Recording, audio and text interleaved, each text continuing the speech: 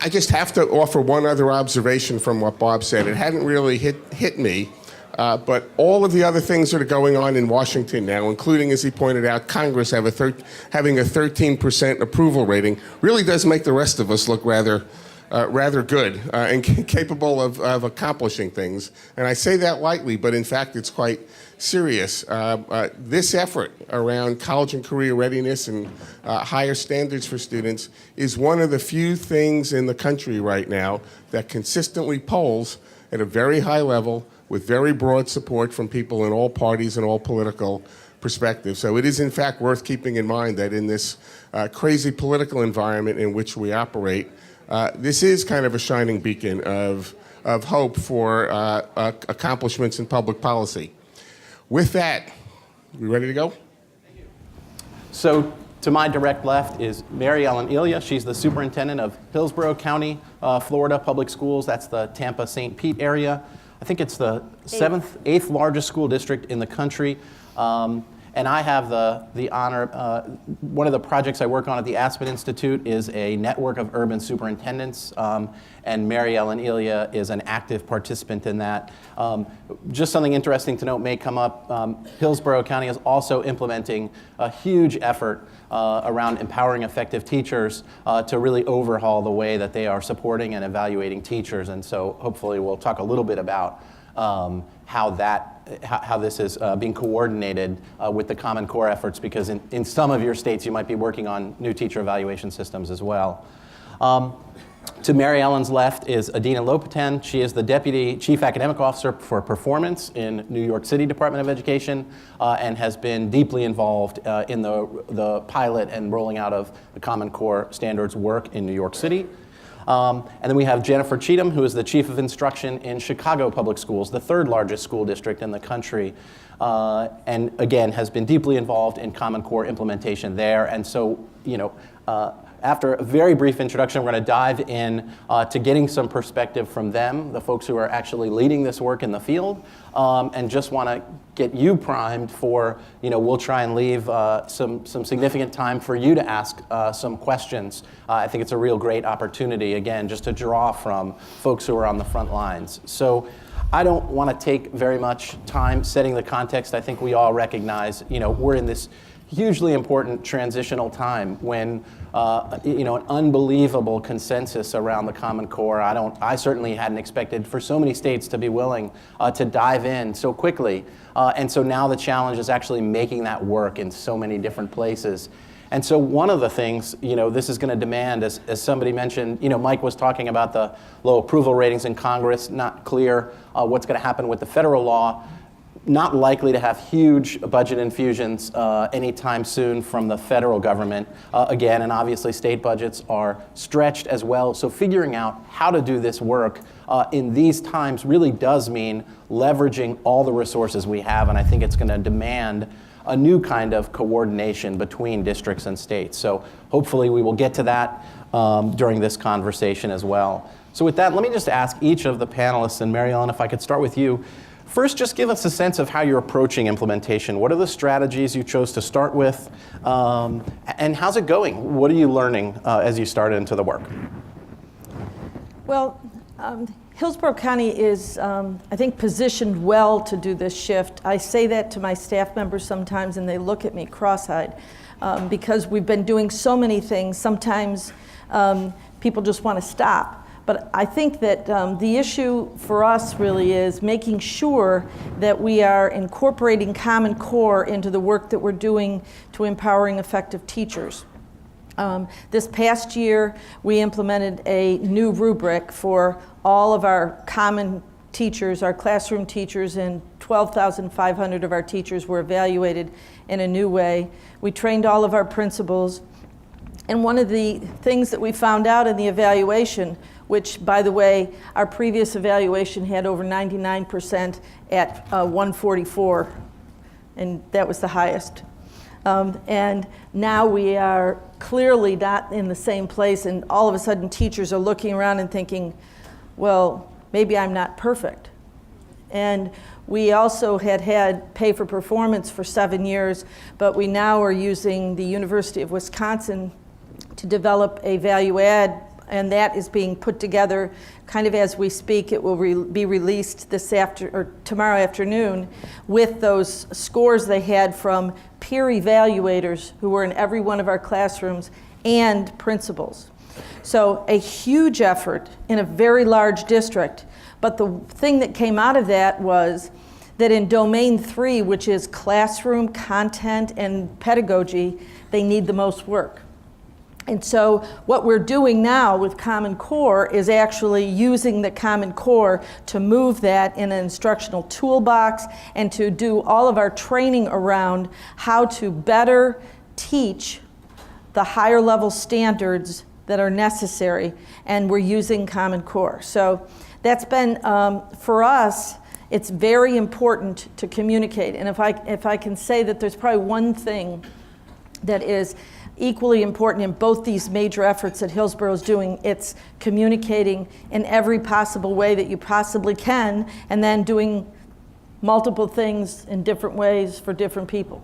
I mean, it's a very difficult challenge, but I think much of the shift to get people's minds in different places and think differently about what they're going to teach, how they're going to ask questions, it's necessary to communicate. So that's one of our key strategies, and we are melding the two, the empowering effective teachers and the Common Core together. And so it's not another project, right, with something that might go away or change a little. I can make it and do what I want when I close my door.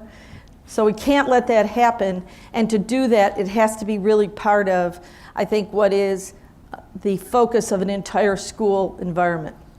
So that's been huge for us.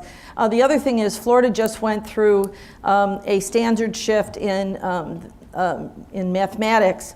They chose to not do the ELA standards because of Common Core coming, and so our mathematics standards that just changed were reviewed and put in place based on knowing that the Common Core was following right up. We just instituted new textbooks, but the publisher is going to do the shifts and replace all those textbooks with our new Common Core curriculum infused in them. In ELA, we're part of the Literacy Design Collaborative and the Mathematics Design Collaborative. We've started that at schools and developed curriculum. One of the things, and I was so interested to hear Mr. Corcoran talk about collaboration. I think that is so true. If you can't get adults to talk well together, there is nothing good going to happen. And so we've worked really hard. Our teachers design all of our layout and implementation. I have more focus groups in my calendar than you can believe, but it is so powerful to have that kind of a approach to things. So our teachers are designing our instructional toolkit. We've used the literacy work and our mathematics work to really do that. We this year have 10 elementaries, 9 middles, and 4 high schools.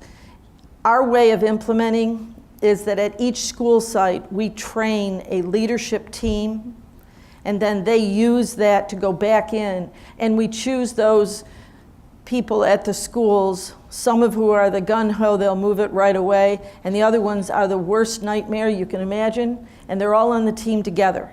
So they got to figure it out. And so when they go back to the school, it's not just all the ones that agree, it's other things too. So we have melded the Common Core with our empowering effective teachers, and that is going to help us a lot, because right now, after teachers get their scores tomorrow, they are all going to want to know, what can I do? I want to be a 144 again. And so that's the way to get there. Great. Adina, will you talk, how's New York approaching this? What are the strategies? How's it going? Sure. So in New York, what we've learned from our first year of implementation, which was last year, our second year starts this morning. Today is the first day of school in New York City. Is that educators really need a hands-on experience to understand the gap between what they've been doing in the past and what they'll be doing in the future. So when we talk about the Common Core, when folks read the Common Core standards, they tend to have reactions at 2 ends of the spectrum. So at one end, people react with panic and fear. There's no way I can do this. There's no way my kids can do this, or there's no way I can do this with these kids. Or on the other end, we have a lot of folks who say, I've already been doing this for years. This is what my school does. This is no different. Leave me alone. And so, for most of our schools, for many of our teachers, the truth is probably somewhere in the middle. And for us at the district, we want to make sure that this work that we're doing with our schools isn't something that's just targeted at the sort of mediocre middle, and that the good schools on this end and the bad schools on that end are sort of left out or exempt. So the work to sort of read through the standards and to understand what they are is a good start, but to sort of start the wheels turning in teachers' minds and in our classrooms, teachers need to actually start teaching content that's aligned to the Common Core standards. So what we've done in New York City is we've sort of laid the groundwork with last years of implementation through 2 strategies. One was a citywide strategy, so through our citywide professional development work, which is organized by network teams, which are a group of about 12 staff, half instructional and half operational, that work with a group of 20 to 25 schools. There are regular sort of professional development institutes and rhythms, and through that program we set the expectation that every teacher would have 2 professional experiences with the Common Core last year. That was quite light. It could be like a range of things, like an opportunity to read the standards, to go to a teacher team meeting where they were discussed, or something more intensive like actually teaching. And we also set the expectation that 20% of teacher teams in each school would do work that's related to exploring the Common Core standards. And this sort of teacher team inquiry work and program is something that the district has been invested in for years, for about 4 years. So folks sort of know what that is, and we're able to kind of infuse this in a relatively smooth way. The other way that we laid the groundwork was last year was we created a series of pilots, which were designed to go deep in a small number of schools. For us, that's about 100 of our 1,700 in a couple of areas in curriculum mapping and alignment, in performance tasks and integrating them into instruction, in teacher evaluation, which we're also sort of exploring the connections and looking at how this work can sort of reinforce and support rather than working at cross purposes. And then also in secondary literacy instruction, which was an area that a lot of teachers were asking for our support in. This work was funded and supported by the GE Foundation, which enabled a lot of the work that we would not otherwise have been able to do. And it really helped us in a couple of ways. It helped us to preview what the challenges were going to be system-wide. So we sort of have a sense of what the reactions, what the challenges are going to be this year. And it helped us to develop the tools, the resources, the materials that we need to be able to provide to our schools in order to ask them to take this on this year. So now we're ready to sort of expand the work of those pilots to all of our schools. And the way that we're structuring it is we prepared a set of sort of concrete, simple, small instructional expectations for our schools this year. We introduced them in a letter to principals from our chief academic officer. We discussed them. We got feedback on them from every principal in the city through a series of meetings in groups of about 20. We revised them, and then we released them again at a big principals conference, which sort of to your note about communication, that communication process really, really mattered. It was sort of, I think it was much more effective than any of the other versions of this that I've seen New York City do in the past 5 years or so. It really kind of leveraged the energy and the excitement that educators seem to naturally have about the Common Core standards, and by rolling it out over a couple of months through direct experiences that educators were having with the folks working on this from our team, and also nationally with David Coleman and also Charlotte Danielson, who we're working with on our teacher evaluation and support work, really created an energy and a sort of a buzz. So just to tell you what those expectations are for this year, we're asking teachers to do a two-step process this year. So in the fall, we're asking teachers to teach a task that they think is Common Core aligned. So something from their experience, from the work that they've already been doing, from what they know about the Common Core standards. So not to throw things away and do a replacement unit or teach something new, but to sort of do what they're doing through the lens of the Common Core and see what student work they generate. And then they'll be working with the coaches from their network team and with teams of teachers to analyze that work and to hold it up against examples of Common Core aligned student work and to see where's the gap. Then in the winter and spring, we're going to ask those same teachers to engage all students in a task that's actually Common Core aligned. So one of the ones that we produced last year through our pilot work, or another one that the school identifies. So it's possible that people will come up with stuff that's not as Common Core aligned as we would like it to be, but that's sort of the nature of the work, and our coaches are going to be working on making sure that that happens in as few cases as possible. And they're going to see how their students do and sort of do that gap analysis in a very hands-on way. The other part of the expectation is that all schools are being asked to adopt a teacher practice rubric. We're sort of recommending that schools use the Danielson rubric, and we're creating supports around that rubric, but we're inviting schools that use other rubrics to continue using those if they want to. And so we're similarly trying to join our teacher evaluation and support work with our work to strengthen student work. So we're just starting out in this effort, but what I can tell you already from our first conversations with principals and with teachers and with the network folks about this is that I think that we've hit on an expectation that's concrete and simple and small enough that people are going to be able to integrate it into their practice for this year in a way that doesn't generate the compliance response that we were worried about, and in a way that sort of meets the particular needs and interests of their school community. So that's what we're sort of looking towards and focused on for this year. Great, thanks. Jennifer, will you give us a sense of the work in Chicago? Sure. Can you hear me okay? Yep, I think so. All right, excellent. Good morning, everyone. So I think I have to give a little bit of context about Chicago before diving into our strategy.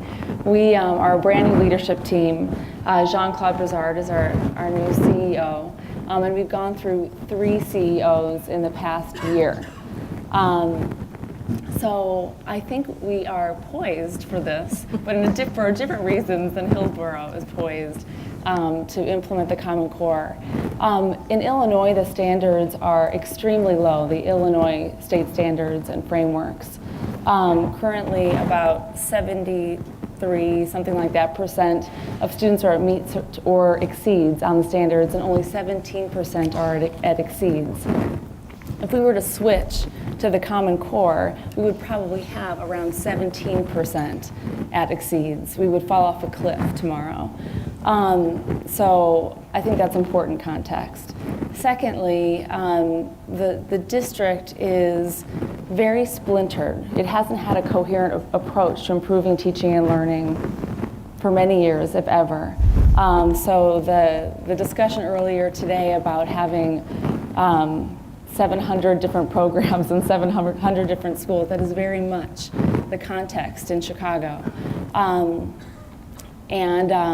So this provides an incredible opportunity to bring coherence to an enormous system. I think the third is that that we have a system of principals who've really been functioning as independent agents, which I think goes hand in hand with the lack of coherence. So I started about a month and a half ago, along with our new team. And one of the first things we did is go on a road show and visit all 19 new networks of principals to talk about what it would take to bring coherence to our system. We proposed a way of doing that and received some really terrific feedback from them in 2-hour sessions. And basically what it produced was a lot of excitement around the Common Core and the opportunity that it provides for us. So in a very short period of time, we've come up with an initial plan. First of all, we know that while we have a lot of lack of coherence in the system, there were several areas or networks, like in New York, of schools that had actually begun implementation of the Common Core last year. So we had some pockets of interesting work to build on. So the strategy that we've come up with is multi-pronged. The first is that we are launching professional development for all instructional leadership teams through the network offices. An instructional leadership team is the team a principal puts together that includes teacher leaders, assistant principal, et cetera, which will happen 4 times quarterly throughout the school year for full-day sessions. These sessions are going to be focused on introducing the Common Core and how the Common Core is substantially different from the Illinois standards. But it is also going to be heavily focused on what the implications are for a school's infrastructure and the theory of action and instructional action plan that a school puts together to improve student achievement. What I'm worried about is that if we just make this about standards implementation, we will not recognize that the implementation of these standards is going to mean that we do everything differently. The way we look at data will be different. The way teachers plan will be different. The way we choose instructional materials will be different. The implications are enormous, and I want every school team to think through that deeply. So we'll be working with them on those key strategic leadership decisions that they'll need to make in the context of the Common Core. Alongside, and network teams will be supporting implementation in between those major meetings throughout the year. In addition to this, the level of work across the system with instructional leadership teams, we've asked for a group of schools to apply to become quote-unquote early adopters. And these, there are a few criteria that we put out there. One is that this needed to be a school that had already been immersed in standards-based instruction, meaning they weren't just following textbooks. They weren't what my old department head used to call booking it and paging it. That they're actually planning instruction from standards. And then secondly, that they've done some introductory work with the Common Core, even if it had just meant reading them, but that they weren't coming brand new to the Common Core state standards. And then the third is a criteria around quality of leadership in the building. So we have about 680 schools in CPS. We've had over 100 applications. The applications are due this Friday. And we actually have about 70 schools that meet those criteria. So we're really excited that we actually have this core group that is ready to go really deep with the Common Core. And that group, we will be bringing teachers together by grade level across all of the schools in what we're calling quarterly grade level release days. And they're going to be doing some work actually similar to what New York will be doing, which is to really start defining what high quality tasks, texts, and work products look like. That information, the development of those high quality tasks, texts, and student work products will, of course, inform the rest of the system. So that's the second portion of the approach. I also wanted to mention 2 other major pieces of work that stand side by side with this. One is our work on teacher evaluation.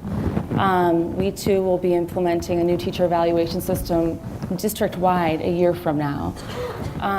It is required that we implement in 50% of our schools, so half, but we've decided if we're doing half, we might as well just go for it. And then the other major piece of work standing side by side with our work on the Common Core is around use of instructional time. Chicago Public Schools has the shortest instructional day out of the urban districts in the country. And it makes it impossible for us to do what we need to do. The kind of instruction that will need to occur if teachers are actually teaching the Common Core well will be impossible in a day that is 5.5 hours long. So, so we're working this year, planning system-wide to add 90 minutes of instructional time in the fall of 2012-13. And that does not mean just tacking time onto the end of the day, but completely re-envisioning how we use time and use it well. So I think that's a last piece.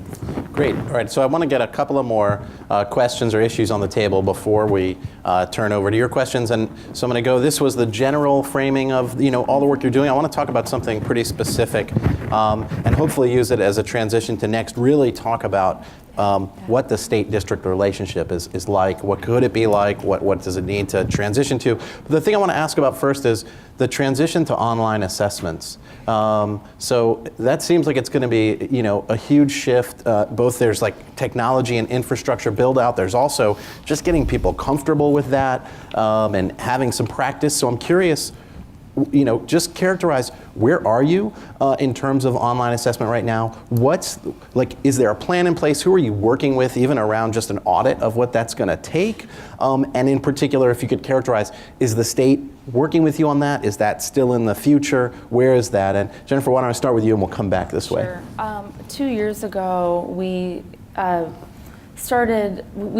adopted a new assessment, a growth assessment called Scantron. I don't know if any of you are familiar with it, but it's an online assessment. It's computer-based, and we piloted it the first year. Second year, this past year, it was district-wide. So we had to do an audit 2 years ago on technology.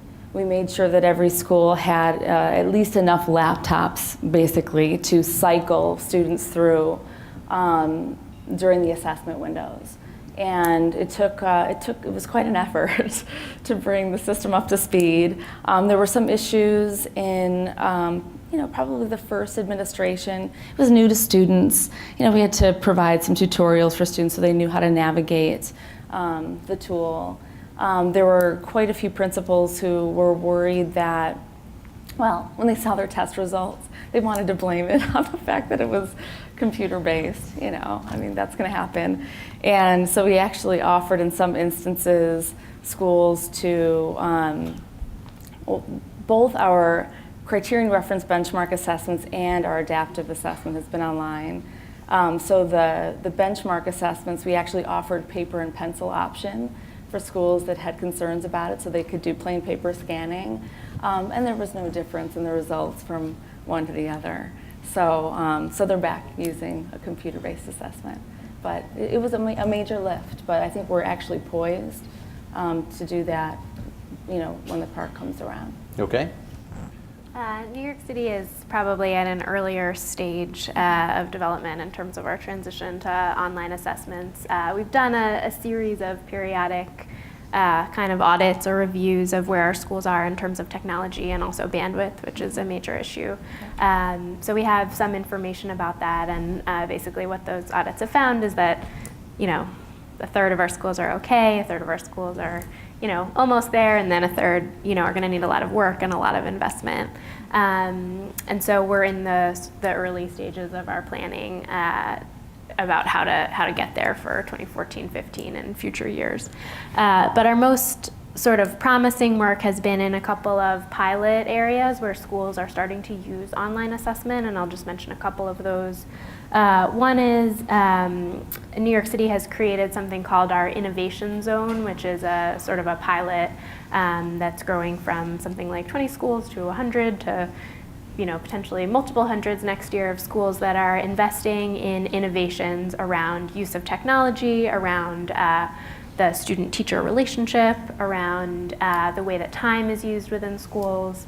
And they're sort of being given a sheltered and a protected zone to operate in as they experiment with new innovations. And a lot of those schools are doing really new and interesting things with technology. And I think we're learning not just about what it takes to add bandwidth, but also about how school structures need to change in terms of the way that rooms are used and the way that students and teachers are gathered, to facilitate this. And so also to make it, not just about those couple of moments during the year when students need to take a summative assessment online, but also to leverage this opportunity in this moment to integrate technology in more thoughtful ways throughout the school year.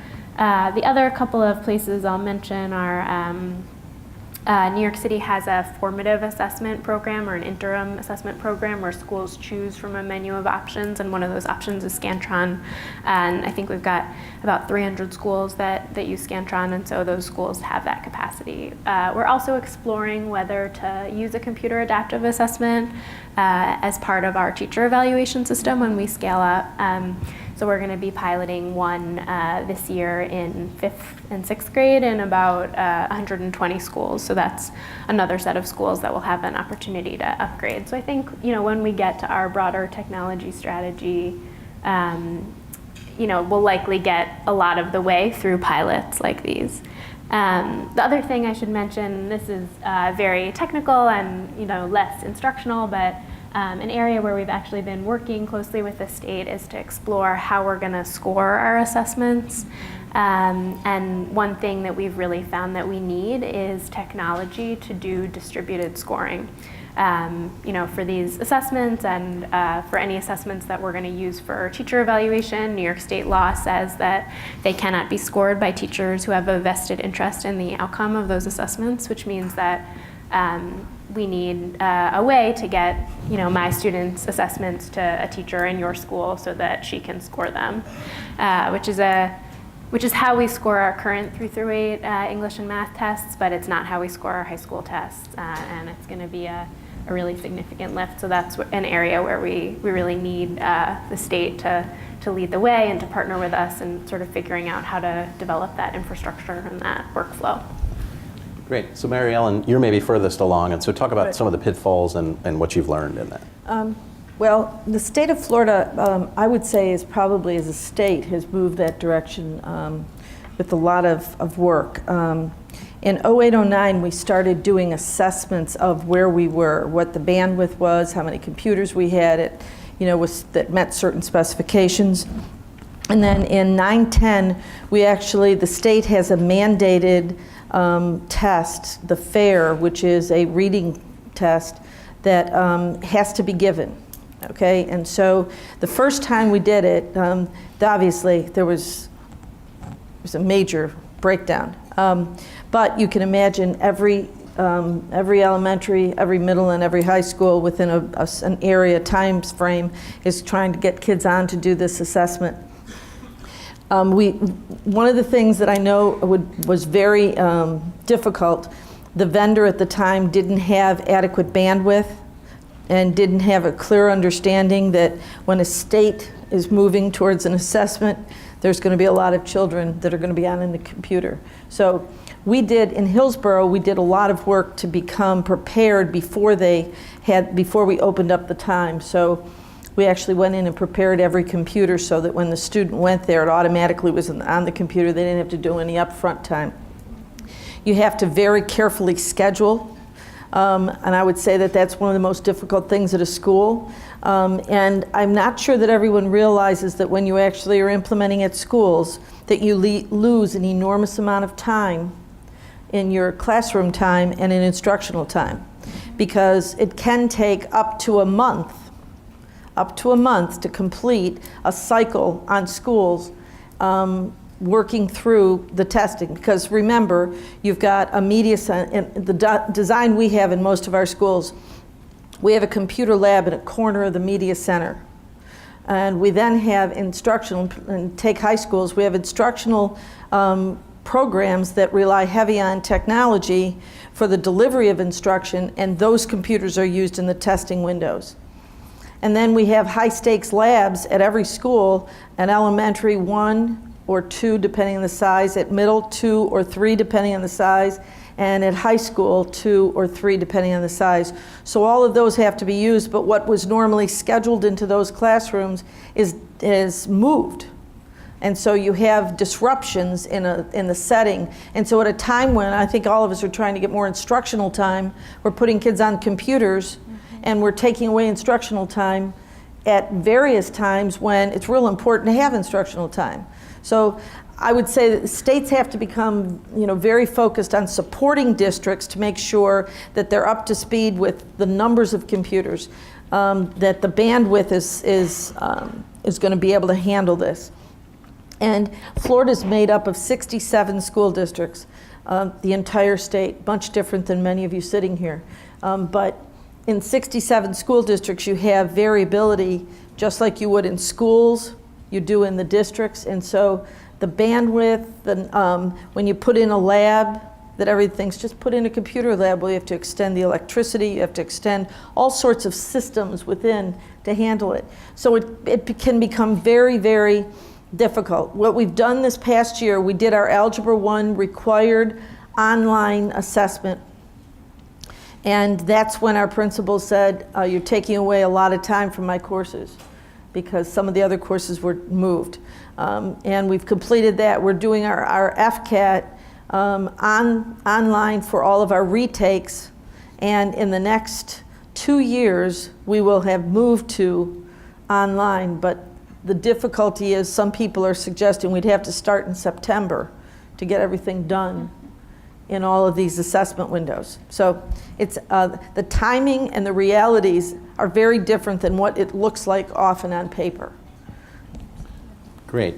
So get your questions ready. This is my last question, and I think, I think in this forum, the most important question that I'm going to ask, which is about the relationship between states and districts and getting this work done.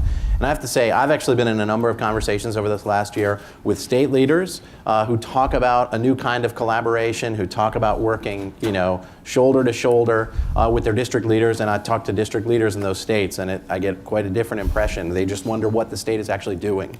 And so I want to actually just say that, this really is demanding a new kind of work. States are stepping up to responsibilities that they've never taken on before. And in some ways, districts have actually done a lot of the work in prior iterations, the kind of work that states are stepping into now. So figuring out actually how we leverage that experience, that expertise for a new kind of collaboration and coordination seems really important. So I want to encourage the panelists to really be honest as to help this group reflect on what are the opportunities and what are the pitfalls to look out for. So, if you want to characterize how much and how are you working with your SEA on Common Core now, but really want you to talk about, in your mind, what's the ideal relationship that you want to have with the SEA around Common Core?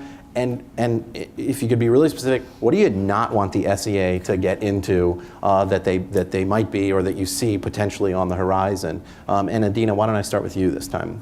Sure. So New York City and New York State have an interesting relationship because New York City is so much of New York State in terms of the population of kids. I think we've got about 60% of the kids that the state education department is responsible for. We also, are a big district. We have a lot of resources. We have a lot of people, a lot of energy coming out of our district office.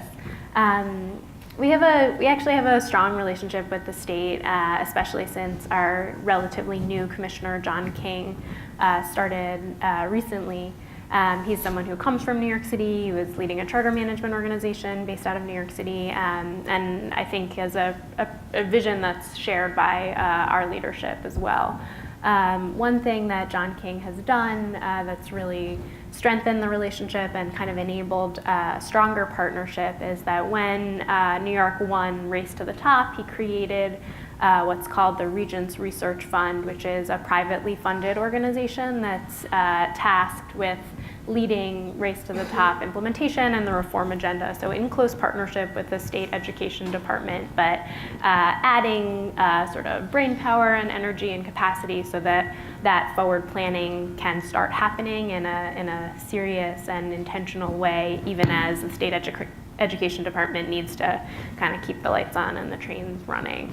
And Kristen Huff is here from the Regents Research Fund in case anybody wants more details on that. And so there's a fellow that's at the Regents Research Fund that's tasked with supporting and thinking about each area of the state's reform agenda. And so as a district office, my office works very closely with the fellow that covers the areas we're working on. So on instruction and curriculum related to the Common Core, and also on assessment. And then we also work with the state education department offices that cover those areas. So there's there's some duplication that happens. It's sort of a parallel relationship, and there's forward planning and excitement and design work that's about future years, and then there's the day-to-day operational challenges that relate to right now. So it's a little bit kind of talking out of two sides of our mouths or wearing two hats at the same time that happens. But I think that this design is a really interesting way of kind of acknowledging that that's the seat that we're all in, and that we need to be doing that longer term planning at the same time as the shorter term planning. I would say the two areas that we really need to sort of focus on and keep at the forefront in our relationship are one, around technology and infrastructure. So what are the needs that districts across the state are going to have in terms of data submission, in terms of assessment infrastructure and technology, in terms of assessment scoring, that it just doesn't make sense for New York City to build on our own because we don't have the funds, or because when we ultimately build it, it won't be compatible with what the state needs anyway. So that's an area where I think states really need to play a leading role, and also to kind of be one step ahead of districts. The other area I would say is in terms of how do we use our resources in terms of instructional materials and support to make sure that we're complementing and supplementing each other and not kind of overlapping. In New York, we actually have, a lot of resources right now. Never as much as we need, but we have our Race to the Top grant. And so the state has a bunch of money from that, and so does the district. And we need to make sure that we're on the same page about what our theory of action is, so that we're using our funds to cover more standards in a systematic way, and not kind of, going at cross purposes or overlapping. And I think we have a pretty good conversation going about that. And I think, we'll get there, and we won't make that mistake. But it's a struggle because everyone's moving super quickly, and so we need to make sure that we're working really closely. Yep. Jennifer? I think because the teaching and learning division in CPS has not been strong, quite honestly, for the last couple of years, the relationship with our colleagues at the state level hasn't been as strong as it needs to be around curriculum and instruction issues. So I'm very much looking forward to building that relationship. In terms of what we need, I think there's definitely a major need around vetting of instructional materials. Even in the subset of schools that worked with the Common Core last year, one of the major challenges they kept bumping up against is lack of high quality instructional materials. And when I say that, I don't mean simply the textbook, but supplemental instructional materials that are high quality, especially nonfiction text. And I'm worried that we're all out there vetting instructional materials on our own. I actually miss my days in California in some ways when the state would go through major adoption cycles. We don't do that in Illinois. So I would love to collaborate on how we can become more efficient in identifying high quality materials. And then this isn't completely connected to Common Core, but it certainly is connected to college readiness. In CPS, we don't have a high school course of study. In other words, I know this is shocking, but in other words, there is no clarity around how one course in high school builds to the next and gets you to graduation and college readiness. So there's no such thing as A through G coursework, for example, which would be the equivalent in California. And I would love for us to be able to partner with the state to better define what the sequence of coursework should look like and create some parameters around that. What I'm not sure that I want the state doing related to the Common Core is I'm not sure that I need the state to actually create a curriculum map for us. And I know that work has been happening out there, and it's nice to have some examples, but it really depends on your theory of action and change as a system. And I feel strongly that working on developing a curriculum map, in other words, how we teach the standards over the course of a year at every grade level, that work is best informed by our teachers And so I have questions about that. Nice to have examples, but I don't want someone to give us that tool. Okay. MaryEllen, what do you want from the state and what do you not want from the state? Well, I think that it's very important for state leadership to understand that they get things done by working really effectively with the school districts and the superintendents there. And I think sometimes we're all working really hard, and that we sometimes don't see each other from the chair that we're respectively in. And so, let me give you an example. Some legislation passed several years ago, and the Florida Department of Education decided they were going to communicate with every teacher. And the superintendent got all of the information after the teachers did. And so you can imagine how that would create some havoc in a school district, because everybody's trying to figure out what the state's sending them, and when they ask at the district level or even at the principal level in their school sites, they don't know. And so what was really probably a very positive thing, we're going to communicate with the teachers and we're going to get to the people that are actually going to be working on Common Core. This was not about Common Core, by the way, but that idea could be in someone's head and think, oh, that's a really good approach to take. But what happens is at the real level of the districts and the school level, it can create havoc. And I think that working together, so much more can get done by pooling resources. One of the things that we really find effective, and we've done this in terms of our communication tools, we work very closely with our PTA. We foster strong PTAs in every one of our schools.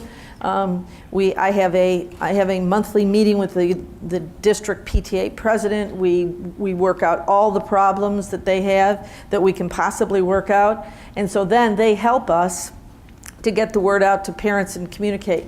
So I think it would be helpful to have develop websites for parents in conjunction with the schools and the districts that in fact could help that word get out, and maybe at a district or a state level working with the state PTAs or whatever groups you have with parents, because I think we have to have parents understand this too.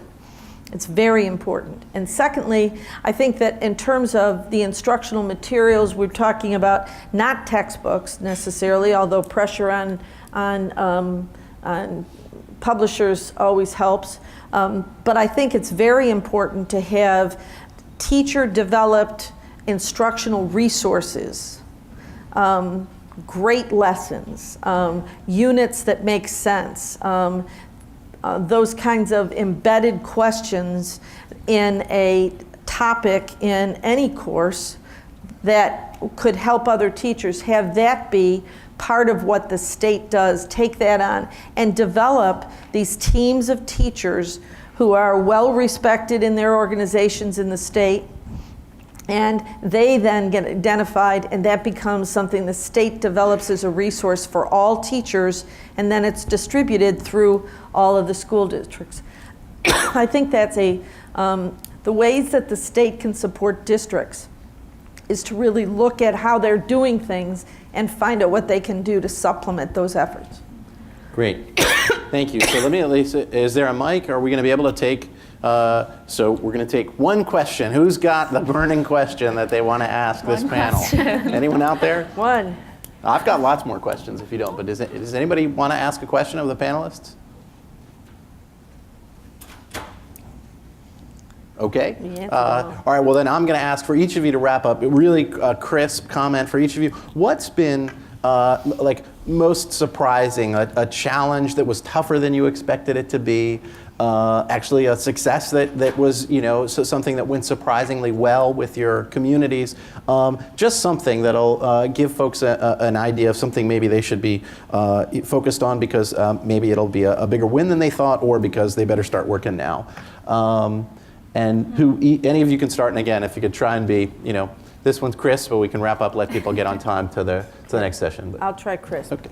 I think that the most effective way to deliver this massive change in the thought of how I teach in my classroom It needs to be part of the work that's being done in every district or every state.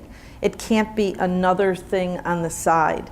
It needs to be connected to the work, and there needs to be a compelling reason. And I think we can all make that compelling reason, but it has to be verbalized and communicated and discussed and get feedback and then discussed again. And I think that communication process on the why and an understanding of the how is extremely important, because otherwise I think people will close down before it even becomes a possibility. And so that would be my kind of important comment. And as I said, I think if you can tie it to teacher evaluation, and many states are changing evaluations now, I think that's the way to go. That's great, and I just, it is interesting. I think we're going to have some honest conversations, as you talked about in Illinois, if the pass rates are going to go down so much, but how to actually continue to inspire people and talk about the compelling why, so that it's not just harder, but actually more exhilarating and motivating as well. So thank you for that. Adina? Sure. So one thing that we've explored is, in terms of all of the instructional materials that the state or the district could provide, what's highest leverage? What should we really focus on? We could be providing textbooks, we could be providing assessments, we could be providing curriculum, scopes and sequence, all those things. And we actually are providing many of those things, but where do we really want to focus? And one thing that we've learned that wasn't exactly a surprise, but it came out of our pilot experiences really clearly, is the power of examples of student work, and in particular, annotated student work. When we provide examples of tasks aligned to the Common Core, teachers are sort of like, oh, that looks the same, that looks different. I can't really tell how different this is from what's on our current state test or Regents exam. When they look at an example of student work that we say is aligned to the Common Core and is actually succeeding according to the Common Core, and we annotate that student work with little examples that show where a student was on the bubble, where the student was sort of doing something different that meets the Common Core standards, but wouldn't even have been evaluated according to our current state standards. That is where we see a really kind of light shine for our teachers. So we're really focusing a lot of our energy on making sure that whenever we provide examples of tasks or instructional materials, we have examples of student work along with it. I think for me, in terms of success in major learning, is about the importance of working with schools to think through the infrastructure necessary for getting the work done. And to be really specific about that, what does high quality professional development look like, coupled with high quality planning time where teachers are analyzing data and planning instruction together, and what does high quality coaching for teachers look like in the classroom, because it's a combination of those three things that are going to create an environment in which teachers can really thrive and get the job done. I think the other crisp comment will be about, I keep telling everyone that there are no experts on the Common Core. Even the people who wrote the Common Core are not experts on it, because no one has implemented it before. So this is a wonderful opportunity for us to create not only a local dialogue, but a national dialogue around what high quality instruction looks like. So let's try to keep that positive vibe going around the Common Core. Thanks. Great. Well, I think that we've surfaced lots of things, got some concrete images from the field, but also some things that are going to need to be sort of ongoing conversations. So hopefully this can carry through in the conversations you're having with your teams and in the other sessions. And please join me in thanking the panelists for sharing with us.